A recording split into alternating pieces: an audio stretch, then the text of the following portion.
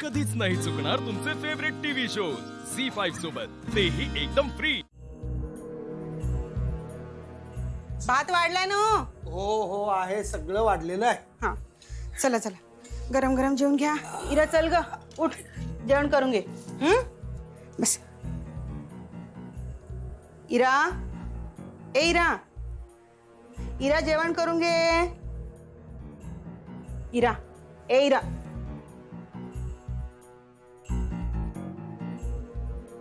इरा उठ, उठ चल, उठ उठ, अति करू नकोस चल। अति अति मी करते का तू करतेस आई?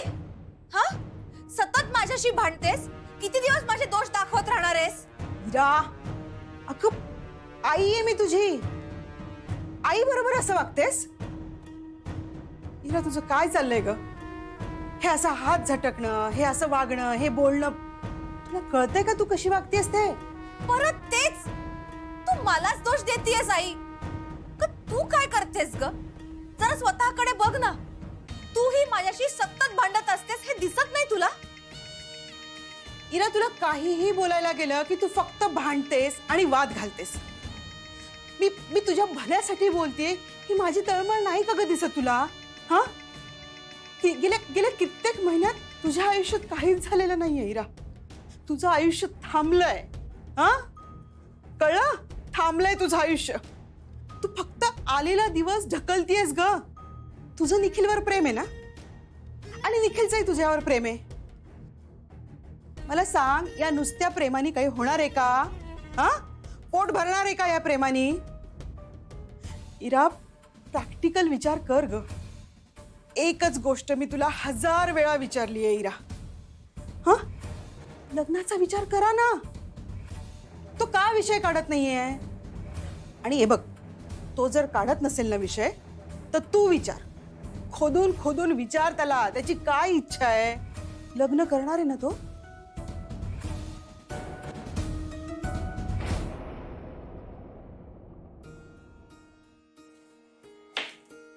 काय मग, झाली का तयारी? कसली? हाय का आता? तुम्ही दोघं कुठं बाहेर जाणार आहेत ना? व ते काय, ते हनीमून का काय म्हणतात तिकडं? काय आजी तुम्ही पण? अगं काय आहे त्यात? आता आमच्या याला नव्हतं हे समज, पण तुमच्या पिढीत आहेत ना? व मग करून घ्या की मजा। नीट जावा बरं का, नाही म्हणजे लांबचा प्रवास आहे ना? व प्रवास चांगला होऊ दे तुमचा। आणि खाण्यापिण्याची आबाळ करू नका, येळेवर खात जा, तब्येतीला जपा। अहो वेळ आहे आजी अजून। अगं येळ असला म्हणून काय झालं? शुभेच्छा देण्यासाठी येळ काळ बघायचा नसतो, आत्ताच आधी देऊन ठेवल्या ना म्हणजे बरं। काय आहे, तुमचं इमान असणार आहे रात्री अपरात्री, मी म्हातारी डाराडोर झोपलेली असणार तवा।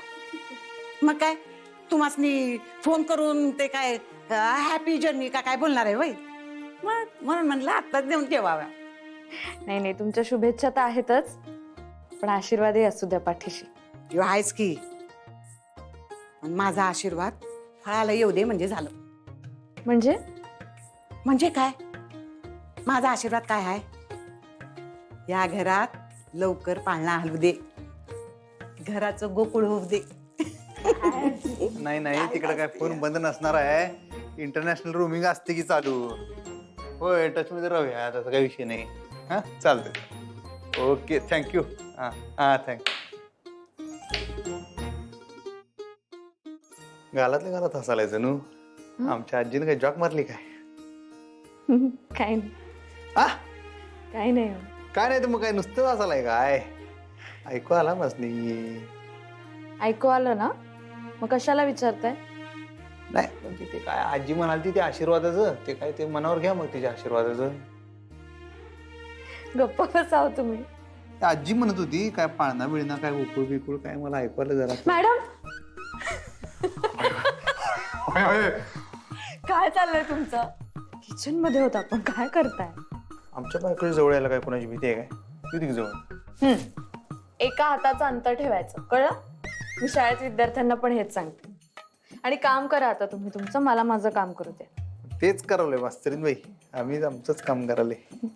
ते नाही, मला सांगा, मॅडमशी बोललात तुम्ही? हा, काळजी करू नका, बोल तुम्ही. जेवण झालं की बोलतो. आता मला लई भुका लागल्यात माहिती आहे काय, गणपती. त्यामुळे आता काय बोलायला सुचणार नाही. जरा काय तर खाल्लं का नाही? हा, बोलतो हे असलं काहीतरी तेलकट तुपकट खाता आणि मग तुम्हाला खोकला येतो. नका ना खात जाऊ हे असलं काहीतरी. पोटात कावळ वाढलाय, त्यासनी काहीतरी टाकाय नको. मग ठेवा ते. जेवण तयार आहे. स्वयंपाक केलाय मी, जेवून घ्या. आणि ऐका ना, मी आज फ्रूट कस्टर्ड करते. Fruit custard. स्पेशल आज हे का स्वतः बनवायचं मनावर घेतलं? नाही, आपण परत आलो तेव्हापासूनच काहीतरी गोडधोड करायचं होतं मला, पण तेव्हा काही जमलं नाही. आणि आता कसं घरातलं वातावरण पण जरा थंड झालंय, तर म्हणून म्हटलं काहीतरी गोड आणि थंड करावं. म्हणून फ्रूट कस्टर्ड. एक नंबर आयडिया. हे फ्रूट हे खाल्ले बरं काय मी हॉटेलला त्याच्या आधी. फ्रूट कस्टर्ड खाल्लंय तुम्ही? खाल्ले. आवडलं होतं तुम्हाला? नाद बंड्या. मग आता आज माझ्या हातचं खाऊन बघा.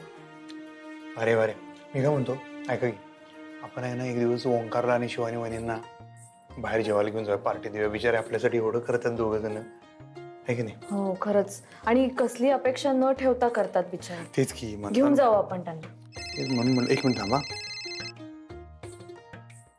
दिलीपराव बोला घेऊ. हा हा, नाही काही विषय नाही, तुम्हाच नाही. हा,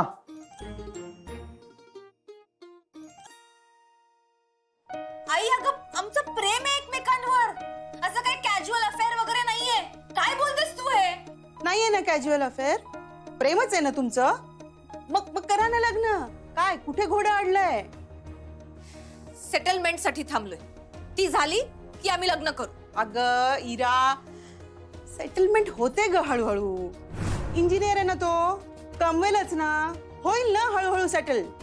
आई, आमचे काही टार्गेट्स आहेत, ते अचीव झाल्याशिवाय आम्ही लग्न करणार नाही. टार्गेट्स? कसले टार्गेट्स ग इरा? नाही ग नाही, सेटलमेंटला कसलेही टार्गेट्स वगैरे नसतात. इरा, ती हळूहळू होणारी प्रक्रिया आहे ग, समजून घे. इरा ऐक, एखाद्याकडे 1 कोटी असले ना तरीही त्याला सेटल झाल्यासारखं वाटत नाही का? कारण त्याला 2 कोटी हवे असतात. त्याच्याकडे 2 कोटी असतात, त्याला 4 कोटीची हव्यास असते. अगं हे बघ, ह्या गोष्टींना अंत नाहीये इरा. आणि खरं सांगू का, संसाराचा आणि सेटलमेंटचा काहीही संबंध नसतो इरा. हे बघ, तुम्ही दोघं एकमेकांवर प्रेम करताना मग सेटलमेंटही होईल ना हळूहळू. आणि मी तुला एक सांगू का, फक्त पैसा कमवणे म्हणजे सेटलमेंट नाही आहे आयुष्यातली. आई प्लीज, तुझं तत्वज्ञान माझ्यावर लादू नकोस. आणि बास आता, लग्नाचा विषय काढायचा नाही. आम्हाला जेव्हा करायचं असेल तेव्हा आम्ही लग्न करू. आणि काय सारखं मुलांसारखं मला लेक्चर देतेस ग? आई, मी तुझी मुलगी आहे, विद्यार्थिनी नाही. मला कळतं, मी मोठी झाली आता. हिरा, अगं आमच्या विद्यार्थ्यांनी आमचं ऐकलं म्हणून आज सेटल झालेत ते, कळतंय का? आणि ना हिरा, खरं सांगते, तू ही अशी नव्हतीस.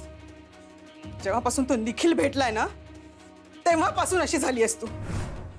झी5 ॲप डाउनलोड करा आणि पहा सर्व एपिसोड्स एकदम फ्री.